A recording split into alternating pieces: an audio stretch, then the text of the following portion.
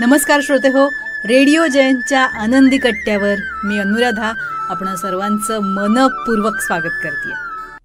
श्रोते हो, डॉक्टर सुनील इनामदार यांनी आमच्यापर्यंत पोचवलेला आणि भावना विवेक यांनी शब्दबद्ध केलेला एक अतिशय सुंदर विचार आजच्या आनंदी कट्ट्यावरून तुमच्यापर्यंत पोचवते. घडीचा डाव. आज सकाळचा प्रसंग.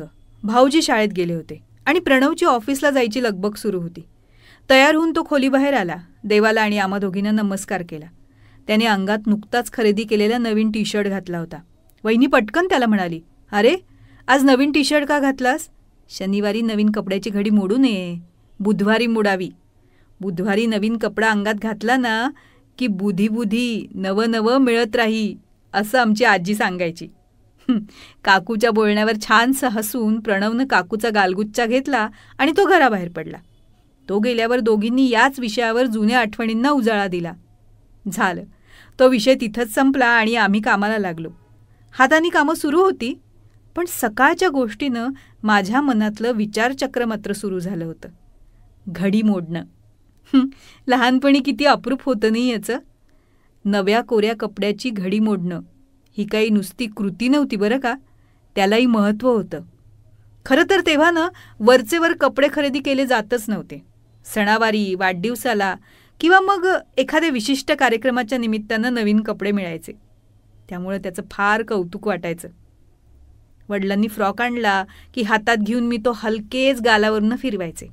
ती घडी छातीशी कवटाळून कितीतरी वेळ तशीच बसून राहायचे. मग डोळे मिटून हळूच त्याचा वास घ्यायचा आणि तो नव्याचा गंध मनात साठवून ठेवायचा. माझी अशी ब्रह्मानंदी टाळी लागलेली बघून आई ओरडायची, हातातला तो फ्रॉक ठेवून दे बरं, आत्ता नाही घालायचा तो. मग काय, काहीशी हिरमुसली होऊन तो नवीन फ्रॉक कधी घालायला मिळेल याची वाट बघत राहायचे मी. सण समारंभ किंवा वाढदिवसानिमित्त नवीन कपडे घेतले असतील तर कधी घालायचा हा प्रश्न नसायचा. पण जेव्हा सहज फ्रॉक आणला जायचा ना, तेव्हा चांगला दिवस बघून, विशेष करून बुधवारी घडी मोडण्याचा साग्रसंगीत कार्यक्रम असायचा. मग आई देवासमोर पाट मांडायची, त्यावर फ्रॉकची घडी उलगडून ठेवायची. देवाला हळद कुंकू वाहून पुसटसं कुंकू फ्रॉकलाही लावायची. शेजारी मला उभं करून देवाचं स्मरण करायला सांगायची आणि म्हणायची, देवा तुझी कृपा अशीच राहू दे रे बाबा, माझ्या लेकीला असेच नवनवीन कपडे नेहमी मिळत. आता यात काहींना अंधश्रद्धा वाटेल तर काहींना खूळचटपणा. पण मला ना यामागे मात्र कृतज्ञतेची भावना जाणवते. अंगात घालायला नवा कपडा मिळतोय तो त्याच्या कृपेनं, मग त्याचे आभार मानायला हवेत ना. मग देवासमोर माथा टेकल्यानंतर, नवा फ्रॉक अंगात घातल्यानंतर वडिलांना आणि आईला नमस्कार करायचा आणि मग पायातले पैंजण छुमछुम वाजवत घरभर फिरायचं. फार भारी वाटायचं त्यावेळी. साडीची घडी मोडण्याची पद्धत तर आणखीनच निराळी होती. साडी पूर्णपणे उलगडून आई निऱ्या घालायची. त्या निऱ्यांवरून हात फिरवून साडीला चापून चोपून सारखं करायची, म्हणजे साडीतला करकरीतपणा जाऊन मऊपणा येतो. मग साडीला गाठ घालायची आणि ती साडीची पोटली पाटावर ठेवून हळद कुंकू वाहून प्रार्थना करायची. यावरनं मला आठवतंय की त्यावेळी बायका आपल्या नवीन साड्या एकमेकींना घडी मोडण्यासाठी देत. बहीण, वहिनी, मैत्रीण, कधीकधी शेजारणीलाही नवीन साडी नेसायला दिली जायची. त्यात एक प्रकारचा आपलेपणा होता, मायेचा ओलावा होता. खरं तर त्यावेळी वर्षभरात एखाद दुसरीच साडी घेतली जायची ना.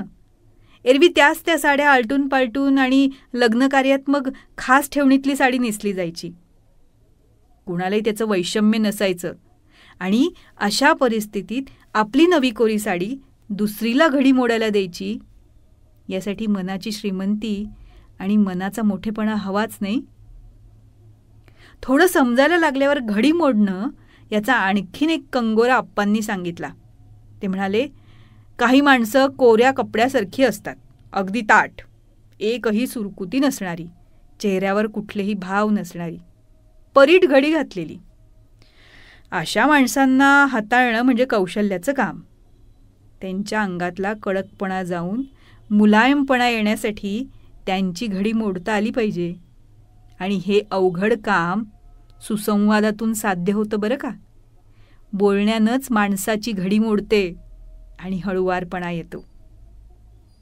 तर श्रोते हो, असं हे घडी मोडणं, मग ती कपड्यांची असो की माणसांची.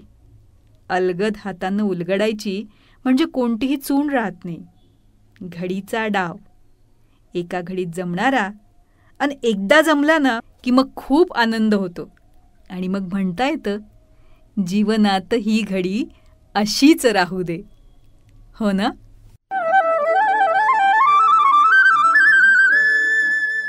तर श्रोते हो, आजचा हा विचार तुम्हाला कसा वाटला याविषयी आम्हाला आपल्या प्रतिक्रिया जरूर कळवा. त्याचबरोबर रेडिओ जयंतनं चतुरस्त्र हा पॉडकास्ट सुरू केलेला आहे आणि या पॉडकास्टमध्ये प्राध्यापक, लेखक, कवी, नाटककार श्री रमेश कोटस्थाने यांच्याशी साधलेला दिलखुलास संवाद आपण बघणार आहात. या संवादाचे दोन्ही भाग आपण आपल्या चॅनलवर अपलोड केलेले आहेत, तेव्हा हे दोन्ही भाग जरूर बघा. ते तुम्हाला कसे वाटले याविषयीच्या प्रतिक्रिया नक्कीच आमच्या कमेंट बॉक्समध्ये लिहा.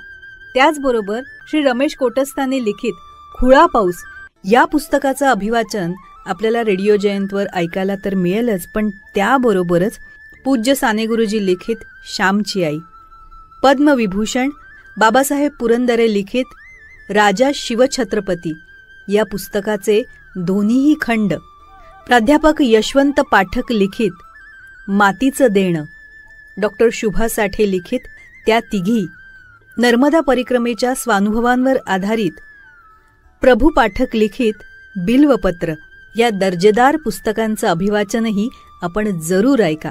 आणि ते आपल्याला कसं वाटलं याविषयीच्या आपल्या प्रतिक्रिया आमच्या कमेंट बॉक्समध्ये नक्की लिहा. आणि हो, रेडिओ जयंत हे यूट्यूब चॅनल लाईक करा, शेअर करा आणि सबस्क्राईब करा. याचं सबस्क्रिप्शन फ्री आहे.